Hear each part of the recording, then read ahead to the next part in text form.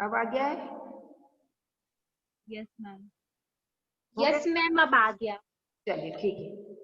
तो देखिए हम लोग स्टार्ट कर रहे हैं। हमारा जो सब्जेक्ट है वो है कॉन्स्टिट्यूशन लॉ सेकेंड। फर्स्ट हम लोग कॉन्स्टिट्यूशन पढ़ चुके थे। अब जो बचे हुए उसके प्रोविजन है वो हम इसमें स्टार्ट करेंगे।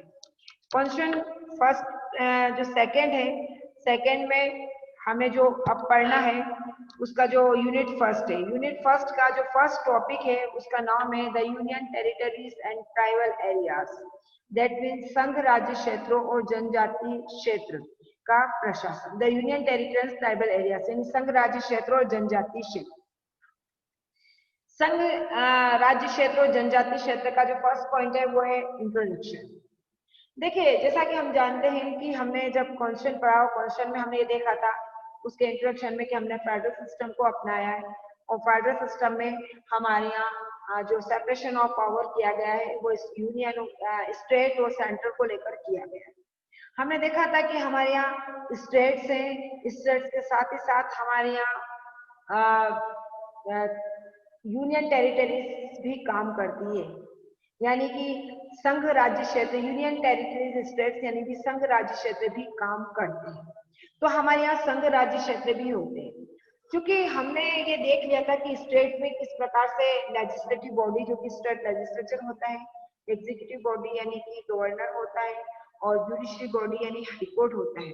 अब हमें यहाँ पर ये देखना है कि यूनियन टेरिटरीज में जो एडमिनिस्ट्रेशन होता है, क्या यूनियन टेरिटरीज जो होती है संघ राज्य क्षेत्र होते हैं, तो संघ राज्य क्षेत्रों का एडमिनिस्ट्रेशन कैसे होता है, संघ राज्य क्षेत्र में लेजिस्लेटिव क्या होता है, या संघ राज्य क्षेत्र में एग्जीक्यूटिव बॉडी कौन होती है, संघ राज्य क्षेत्र की जुडिशरी बॉडी कौन होती है, यानी कुल मिलाकर टोटल उनका एडमिनिस्ट्रेशन क्या होता है, ये हम लोग इस टॉपिक में देखेंगे। सेकेंड जो इसका पॉइंट है हमारा administration of union territories, article 239। क्या होता है संघ राज्य क्षेत्रों का प्रशासन किस प्रकार से किया जाता है, ये इसके अंतर्गत हम लोग देखेंगे।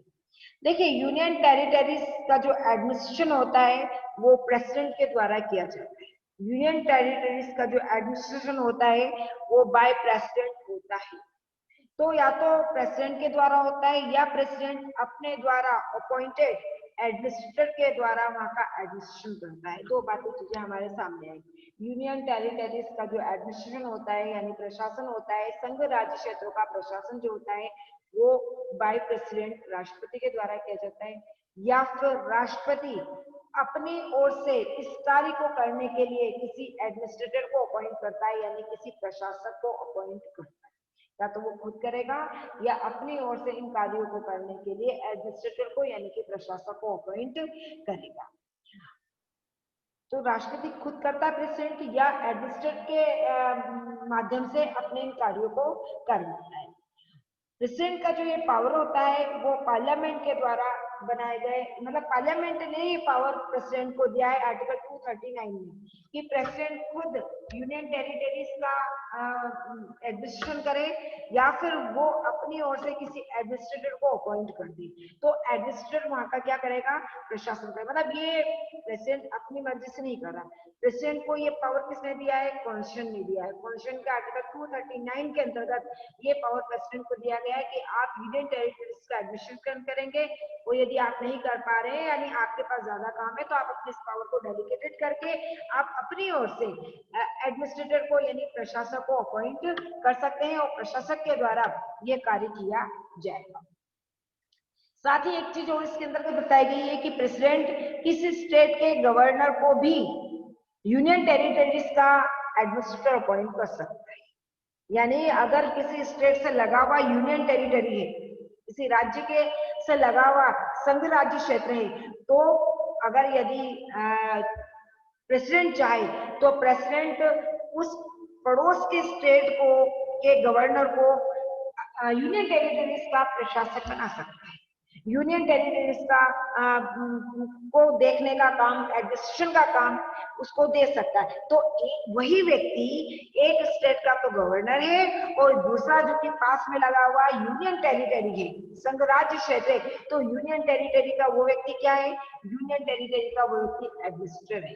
अब आप देखिए एक ही व्यक्ति को दो नामों से बुला रहे हैं। जब वो किसी स्टेट में काम करता है तो वो क्या कहलाता है, गवर्नर कहला रहा है, क्योंकि उसे गवर्नर अपॉइंट किया, ऐसे गवर्नर अपॉइंट किया। वही जब पड़ोस के यूनियन टेरिटरी में काम कर रहा है तो उसे क्या नाम दिया जा रहा है, उसे एडमिनिस्ट्रेटर का नाम दिया जा रहा है, यानी कि प्रशासक का नाम दिया जा रहा है। तो कुल मिला के आपको ये चीज समझ में आ गई होगी कि यहाँ पर अगर ये जो काम दिया जाता है, यहाँ पर काम जो कर रहा है गवर्नर स्टेट में कर रहा है तो एज ए गवर्नर कर रहा है, और अगर यूनियन टेरिटरी में कर रहा है तो एज ए एडमिनिस्ट्रेटर कर रहा है। और इस यहाँ पर एडमिनिस्ट्रेटर अपॉइंट करने का जो राइट था वो किसको था, प्रेसिडेंट को था, क्योंकि पहले ही उन्होंने आर्टिकल 239 में स्पष्ट कर दिया है कि यूनियन टेरिटरीज का जो एडमिनिस्ट्रेशन है वो प्रेसिडेंट के द्वारा किया जाएगा। किंतु यदि प्रेसिडेंट चाहे तो अपनी ओर से किसी उस कार्य को करने के लिए अदर पर्सन को अपॉइंट करेगा। वो अदर पर्सन का नाम क्या होगा, एडमिनिस्ट्रेटर होगा, यानी प्रशासक होगा।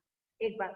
अब साथ में एक और बात उसमें अंदर आगे क्या बढ़ाते हुए कहा है कि वो पड़ोस के स्टेट से या किसी भी स्टेट के गवर्नर को भी ये काम दे सकता है। जब गवर्नर को ये काम दिया जाता है तो वो क्या कहलाता है, वो वहां पर एडमिनिस्ट्रेटर कहलाएगा। यानी एक ही व्यक्ति दो जगह काम कर रहा है, एक जगह उसे गवर्नर कह रहे हैं स्टेट में, क्योंकि स्टेट में एग्जीक्यूटिव बॉडी का हेड गवर्नर होता है, इसलिए उसे गवर्नर नाम दिया गया कॉन्स्टिट्यूशन के अंतर्गत। यहाँ पर कॉन्स्टिट्यूशन के अंतर्गत ही उसे एडमिनिस्ट्रेटर का नाम दिया गया, यानी प्रशासक का नाम दिया गया है। तो यदि प्रेसिडेंट चाहे, ये प्रेसिडेंट का डिस्क्रिप्शन होता है, तो प्रेसिडेंट चाहे तो किसी गवर्नर को वहां के पड़ोस की स्टेट में यूनियन टेरिटरी में एडमिनिस्ट्रेटिव के रूप में अपॉइंट कर सकता है। तो ये आर्टिकल 239 में था और के सब क्लास 1 में था, और 239 के सब क्लास 2 में यह बात थी कि वह गवर्नर को क्या कर सकता है, यूनियन टेरिटरी में एडमिनिस्ट्रेटर के रूप में अपॉइंट कर सकता है।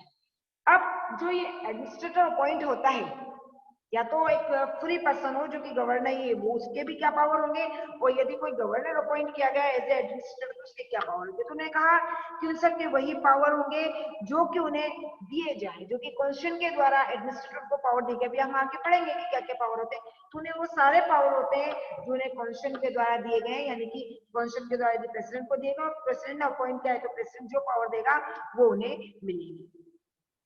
कुल मिलाकर ये कह रहे हैं हम यहाँ पर कि यूनियन टेरिटरी यानी कि संघ राज्य क्षेत्र की जो भी कॉन्स्टिट्यूशनल पोजीशन है, संवैधानिक स्थिति है, वो स्टेट से अलग होती है। स्टेट की जो भी कॉन्स्टिट्यूशनल पोजीशन है वो एक अलग होती है, यूनियन टेरिटरी की जो कॉन्स्टिट्यूशनल पोजीशन है वो अलग होती है। ये हमें यहाँ पर ध्यान में रखना है, इस चीज को देखना है। जो भी यूनियन टेरिटरी स्टेट के जो भी मैटर्स होते हैं वो संघ कार्यपालिका या यूनियन एग्जीक्यूटिव और पार्लियामेंट, मतलब यूनियन टेरिटरी को लेकर संघ कार्यपालिका है, यानी कि सेंट्रल का जो एग्जीक्यूटिव है, सेंट्रल का जो पार्लियामेंट है, उनको पावर्स दिए गए। कुल मिलाकर यूनियन टेरिटरी पर जो कंट्रोल किया जाएगा वो कंट्रोलिंग बॉडी किसको दी गई है, जो हमारे यहाँ का यूनियन का एग्जीक्यूटिव है। तो यूनियन का एग्जीक्यूटिव हायर कौन होता है, आप लोग जानते हैं प्रेसिडेंट होता है। तो इन्होंने पहले ही कह दिया कि प्रेसिडेंट को दिया गया। अब लॉ को लेकर किसे होगा, लेजिस्लेटिव पावर को लेकर किसे होगा, तो उन्होंने कहा लेजिस्लेटिव पावर को लेकर पार्लियामेंट को होगा।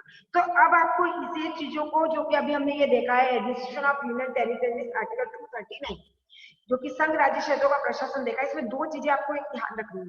आर्टिकल 239 का सब क्लास 1 क्या कहता है, सब क्लास 1 ये कहता है कि जितने भी यूनियन टेरिटरीज स्टेट्स हैं, संघ राज्य क्षेत्र है, वहां का एडमिनिस्ट्रेशन कौन करेगा, प्रेसिडेंट करेगा। अब अगर प्रेसिडेंट करेगा पहली बात तो, लेकिन प्रेसिडेंट चाहे तो किसी अदर पर्सन को क्या कर सकता है, एज ए एडमिनिस्ट्रेटर अपॉइंट कर सकता है। तो जब वो किसी को अपॉइंट करेगा तो उस पर्सन को हम प्रशासक बोलेंगे, एडमिनिस्ट्रेटर बोलेंगे। एक बात। अब अगर वो चाहे तो किसी पास के स्टेट के, नियर स्टेट के गवर्नर को भी वहां का, यानी एक व्यक्ति किसी स्टेट का गवर्नर भी हो सकता है, वही व्यक्ति दूसरे यूनियन टेरिटरी स्टेट्स का वो क्या हो सकता है, प्रशासक या जिसे एडमिनिस्ट्रेटर बोलते हैं वो भी हो सकता है। ये चीजें बता दी।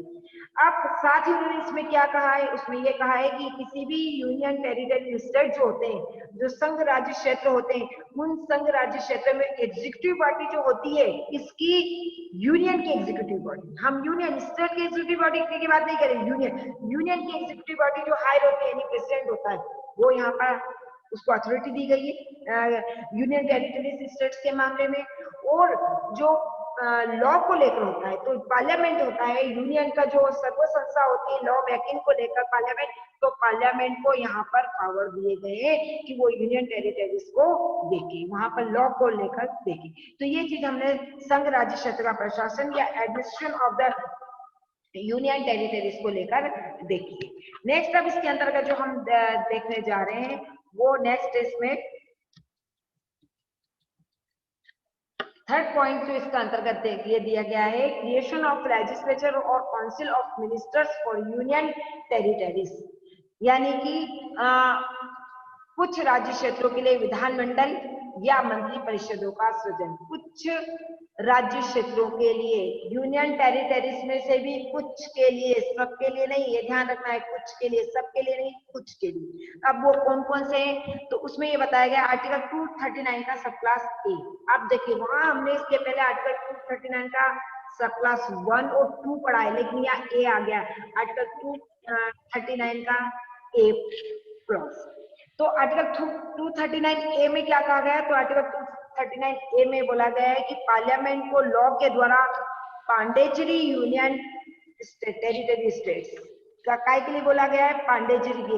ये आपको याद रखना है, पांडेचरी यूनियन टेरिटरी स्टेट्स। आर्टिकल 239 ए पार्लियामेंट को ये पावर देता है कि पार्लियामेंट पांडेचरी यूनियन टेरिटरी के लिए स्टेट लेजिस्लेचर यानी कि विधानमंडल या काउंसिल ऑफ मिनिस्टर यानी कि मंत्रिपरिषद या दोनों को क्रिएट कर सकता है, दोनों का क्रिएशन कर सकता है। हम अभी ये देख रहे हैं कि यूनियन टेरिटरीज में ना विधानमंडल होगी, ना मंत्रिपरिषद होगा, ना गवर्नर होगा। ये अभी हमने स्टार्ट किया तो हमें ऐसा लग रहा है हमें ये सब पढ़कर कि यूनियन टेरिटरीज का जो व्यवस्थाएं होती हैं वो स्टेट से अलग होती है। ये हम इसके अंदर देख रहे हैं कि वो स्टेट से अलग होती है। लेकिन देखिए आप आर्टिकल 239 के ए पार्ट में क्या कह दिया, इसमें ये कह दिया है कि पार्लियामेंट को ये राइट है, किसको राइट है, ये पार्लियामेंट को, कि पार्लियामेंट लॉ के द्वारा ये किसी भी यूनियन टेरिटरी में क्या कर सकती है, स्टेट लेजिस्लेचर को या मिनिस्टर ऑफ काउंसिल को क्रिएट कर सकती है, क्रिएशन कर सकती है। तो पार्लियामेंट ने अपने पावर का यूज करके क्या किया है, पांडेचरी, जैसा कि आप जानते हैं कि पांडेचरी क्या है, पांडेचरी यूनियन टेरिटरी स्टेट से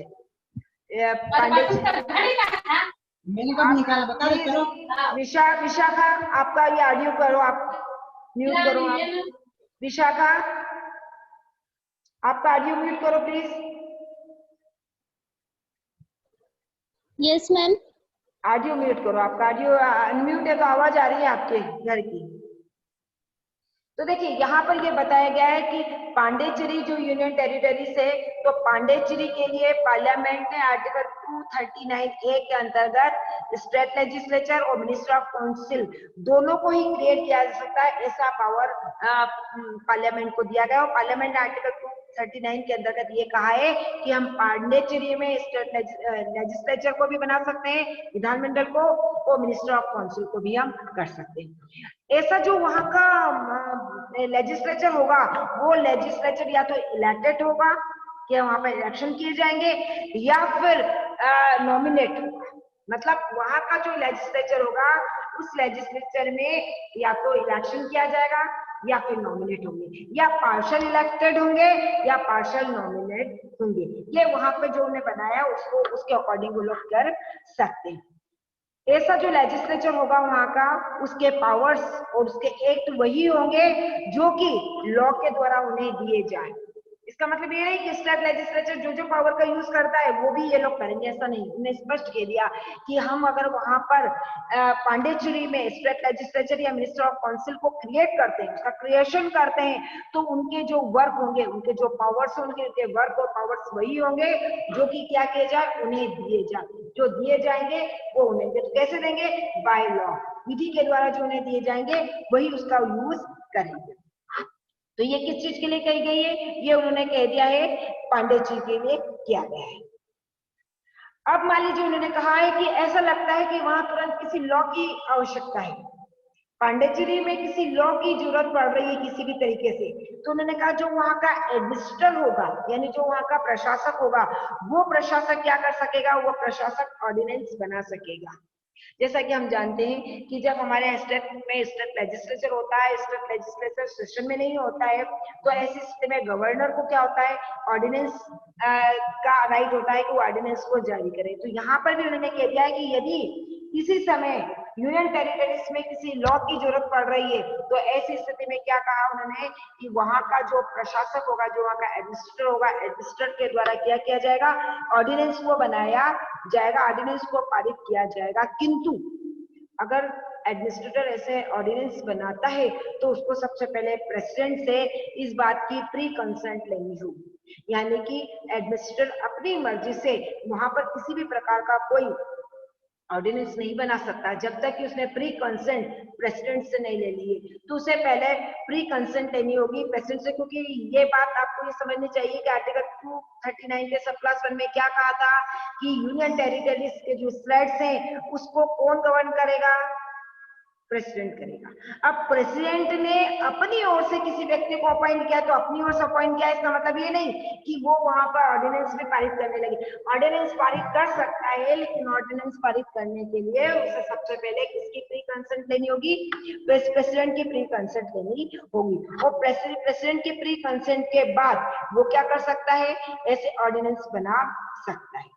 जब ऐसा एडमिनिस्ट्रेटर ऐसा तब करेगा जब वहां का लेजिस्लेचर जो होता है उसको डिसॉल्यूशन हो गया है, वहां के विधानमंडल का यदि किसी प्रकार से विघटन हो गया है या वो सस्पेंडेड चल रही है, वहां का लेजिस्लेचर निलंबन चल रहा है, सस्पेंशन चल रहा है, तो ऐसी स्थिति में वहां का एडमिनिस्ट्रेटर इस प्रकार के लॉ को बना सकता है।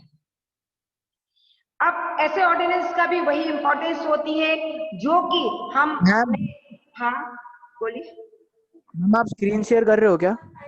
हाँ, स्क्रीन शेयर नहीं हो रही क्या? नहीं मैम, दिख नहीं रही है। सभी लोगों को नहीं दिख रही है क्या? यस मैम, नहीं दिख रही है। नहीं दिख रही। नहीं दिख रही है मैम।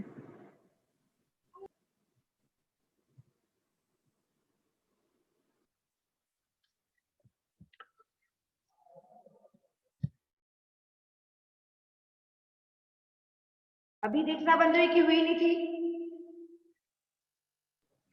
हेलो जी मैम, दिख ही नहीं रही थी। फर्स्ट दिखी नहीं, स्क्रीन दिखी नहीं है क्या?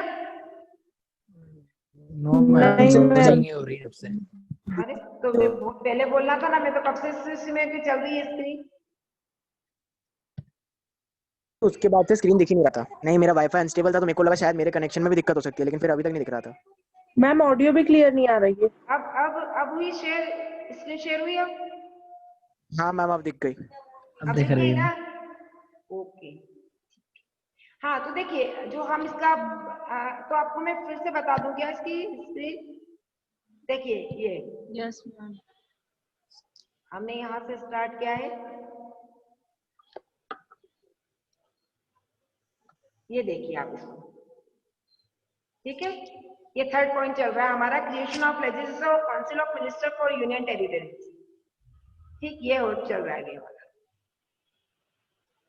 तो देखिए यहाँ मैं आपको ये बता दी थी कि इन किस यूनियन टेरिटरी स्टेट्स में ऐसा लेजिस्लेचर होगा या काउंसिल ऑफ मिनिस्टर होगी, तो उन्होंने कहा कि वो जो कि पार्लियामेंट जिसके बताए, तो पार्लियामेंट ने अभी किसका बताया, पांडिचेरी का, तो पांडिचेरी में लेजिस्लेचर होगा और मिनिस्टर ऑफ काउंसिल का क्रिएशन किया जा सकेगा। ठीक, साथ ही उन्होंने कहा कि अगर वहां का लेजिस्लेचर सस्पेंशन में चल रहा है, डिसॉल्यूशन हो गया है, तो इस सिस्टम में यदि लॉ की जरूरत हो तो उन्होंने कहा कि एडमिनिस्ट्रेटर जो वहां का होगा उसके द्वारा ऑर्डिनेंस पारित किया जाएगा। तो उन्होंने कहा ऑर्डिनेंस पारित करने के लिए सबसे पहले उसे प्री कंसेंट लेनी होगी। तो प्री कंसेंट किससे लेनी होगी, प्रेसिडेंट के द्वारा कंसेंट लेनी होगी। जब प्रेसिडेंट के द्वारा प्री कंसेंट दे दी जाएगी तो उसके द्वारा ऑर्डिनेंस पारित किया जाएगा। उस ऑर्डिनेंस का वही इफेक्ट होगा, वही इंपॉर्टेंस होगी जैसे कि गवर्नर के द्वारा स्टेट लेजिस्लेचर के ना होने पर पारित किया जाता है, वही होगी। और उसमें भी यही बताया गया है कि जैसे ही यूनियन टेरिटरीज का जो लेजिस्लेचर है वो अस्तित्व में आता है, वो इफेक्टेबल होता है, तो 6 वीक तक, 6 सप्ताह तक वो इफेक्टेबल होगा। इसके बाद वो अपने आप ही क्या हो जाएगा, समाप्त हो जाएगा, वो प्रवर्तन में नहीं माना जाएगा। साथ ही इसमें ये कहा गया है कि राष्ट्रपति को, प्रेसिडेंट को अंडमान निकोबार, लक्षद्वीप, दादर नागर हवेली, दमन दीव, पांडिचेरी आदि के संदर्भ में रेगुलेशन बनाने के पावर होंगे, रूल्स रेगुलेशन बनाने के पावर दिए गए। और इसका वही इफेक्ट होगा जैसे कि उसका यही इफेक्ट होगा जैसे कि पार्लियामेंट के द्वारा बनाए गए कानून का होता है, इसका वही इफेक्ट होगा। तो नेक्स्ट जो हमारा यह था कि power of administration to promulgate ordinance, article 239B, जिसमें मैंने आपको बताया है कि प्रशासक को जिस प्रकार से गवर्नर को, प्रेसिडेंट को ऑर्डिनेंस पारित करने का राइट होता है, तो यहाँ पर भी प्रशासक को होता है, लेकिन प्रशासक में सिर्फ इतना अंतर है कि उसे प्रेसिडेंट से प्री कंसेंट लेनी होती है, प्री कंसेंट के बाद वो ऑर्डिनेंस बना सकता है। ऑर्डिनेंस का सेम इफेक्ट होता है, जैसे ही वहां का लेजिस्लेचर अस्तित्व में आता है 6 वीक तक उसका वो इफेक्टेबल होगा। आफ्टर 6 मंथ 6 वीक के अंतर्गत लेजिस्लेचर के द्वारा उसे पारित कर दिया है तो वो इफेक्टेबल हो जाएगा, और यदि इसे नहीं कर दिया है तो वो फिर रिपील माना जाएगा। तो इसमें ये बताएगा। नेक्स्ट हमारा ये है, जो नेक्स्ट है special provision with respect to Delhi, special provision with respect to Delhi, article 239 AA, यानी दिल्ली के संबंध में विशेष उपबंध। जैसा कि आप लोग दिल्ली के बारे में ये जानते हैं कि दिल्ली की जो स्थिति है वो दिल्ली की क्या है, दिल्ली को केंद्र शासित प्रदेश के अंतर्गत भी दिल्ली आ ही रहा है, साथ ही साथ उन्हें से विशेष दर्जा दिया गया। कॉन्स्टिट्यूशन में 69 अमेंडमेंट हुआ था, जब 69वां अमेंडमेंट हुआ था 1991 में, तो इसके अंतर्गत कॉन्स्टिट्यूशन में आर्टिकल 239 AA और आर्टिकल 239 AB दो इसके अंतर्गत जोड़े गए थे प्रोविजन, आर्टिकल 239 AA और आर्टिकल 239 AB। इसके अंतर्गत दिल्ली को एक स्पेशल दर्जा दिया गया था, विशेष प्रकार की दिल्ली को दर्जा दिया गया था, स्पेशल स्टेट का, स्पेशल राज्य का दर्जा दिया गया था। तो दिल्ली एक इस अमेंडमेंट के बाद एक नए दर्जे के अंतर्गत आया। आर्टिकल 239 का AA पॉइंट ये कहता है कि संघ राज्य क्षेत्र दिल्ली को अब राष्ट्रीय राजधानी राज्य क्षेत्र दिल्ली के नाम से जाना जाएगा। आर्टिकल 239 AA में अमेंडमेंट के द्वारा यह कहा गया कि अब यूनियन टेरिटरी जो स्टेट है हमारा, संघ राज्य क्षेत्र दिल्ली, संघ राज्य क्षेत्र दिल्ली को अब राष्ट्रीय राजधानी राज्य क्षेत्र दिल्ली के नाम से जाना जाएगा। और तो मतलब दिल्ली क्या है, दिल्ली यूनियन टेरिटरी स्टेट के अंतर्गत आता है, और उसको अब ये कह दिया 69 अमेंडमेंट के द्वारा कि यह संघ राज्य क्षेत्र दिल्ली को राष्ट्रीय राजधानी राज्य क्षेत्र दिल्ली के नाम से जाना जाएगा। और आर्टिकल 239 के अधीन इसका जो अपॉइंटेड है वो इसका एडमिनिस्ट्रेटर अब क्या होगा, इसका जो क्योंकि हम जानते हैं कि यूनियन टेरिटरी स्टेट में जो होता है वो कौन होता है, एडमिनिस्ट्रेटर होता है। तो उन्होंने कहा यहाँ पर जो एडमिनिस्ट्रेटर होगा उस एडमिनिस्ट्रेटर को लेफ्टिनेंट गवर्नर के नाम से जाना जाएगा, उपराज्यपाल के नाम से जाना जाएगा। यानी दिल्ली को एक स्पेशल प्रकार के स्टेट का दर्जा दिया गया है।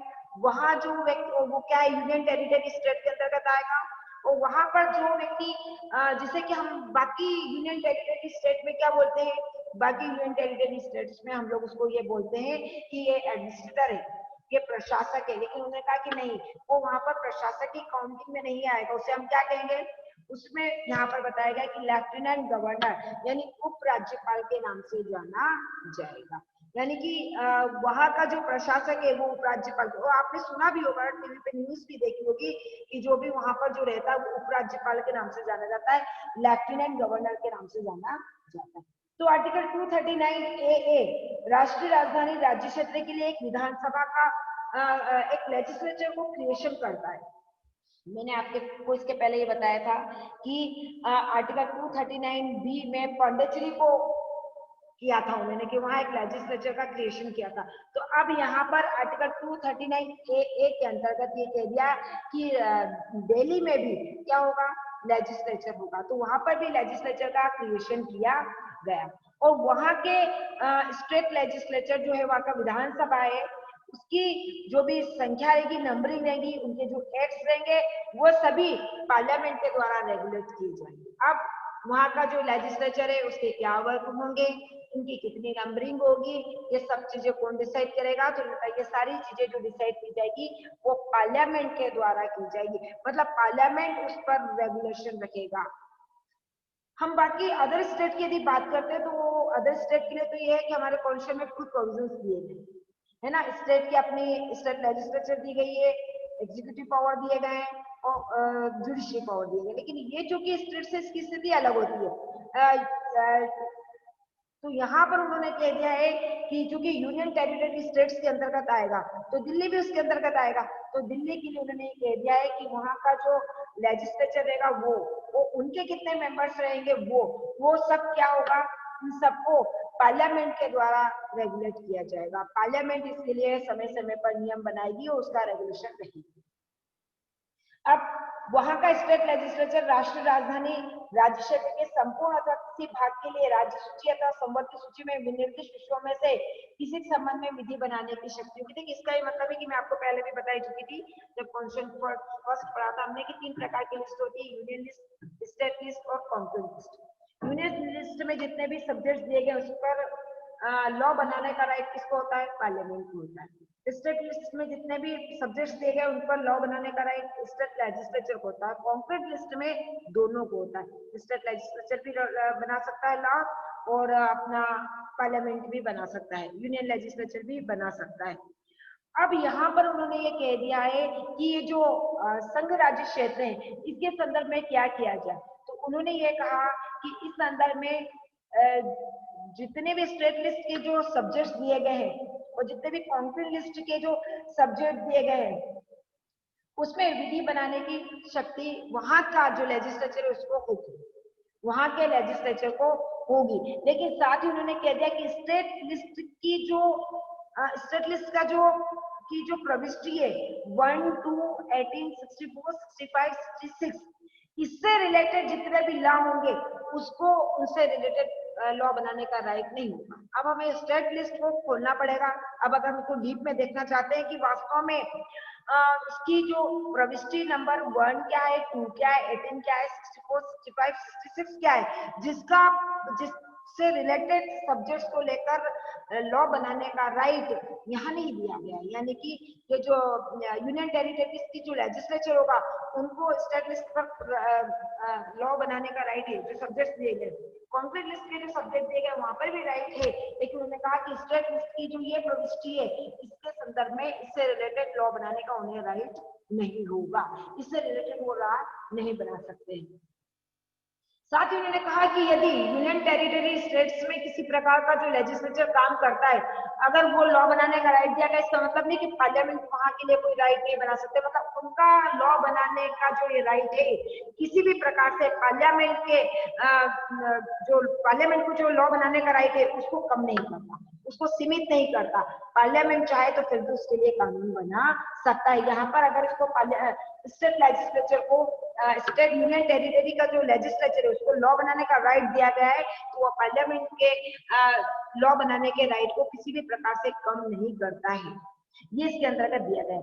अब अपना टाइम जा रहा है, टाइम मतलब फिनिश होने की ओर जा रहा है, ओनली 5 मिनट बचे। आप 5 मिनट में मुझे ये बताइए कि अभी तक जो अभी हमने पढ़ा आज इसमें कोई दिक्कत हो तो बताइए, इसमें किसी प्रकार की आपको कोई दिक्कत हो तो आप मुझसे पूछ सकते हैं।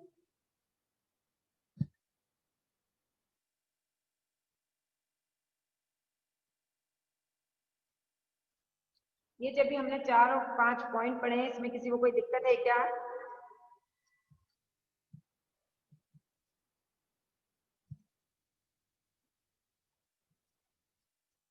सुन पा रहे हैं आप लोग मुझे?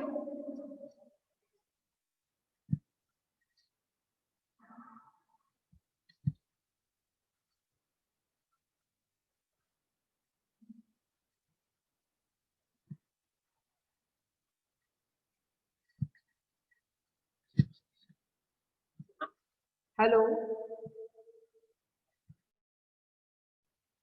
Yes ma'am. हाँ, इसमें किसी को कोई दिक्कत है क्या? No ma'am. No ma'am.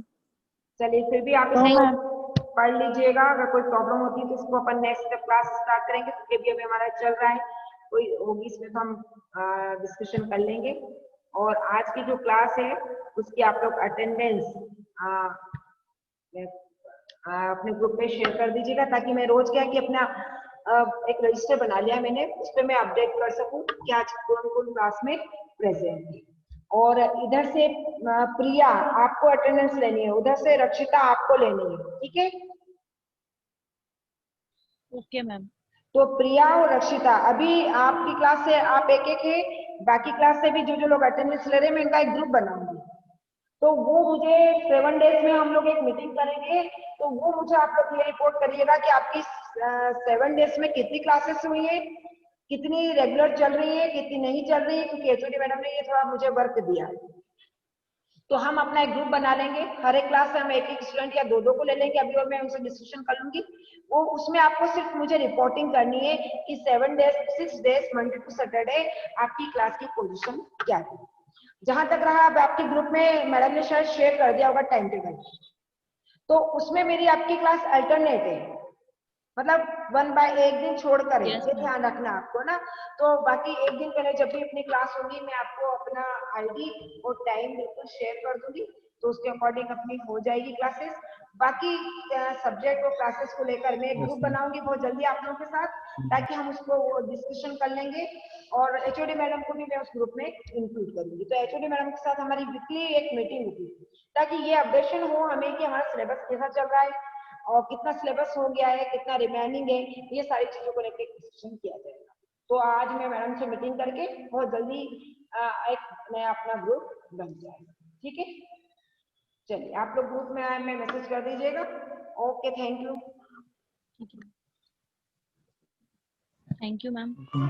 बेटा।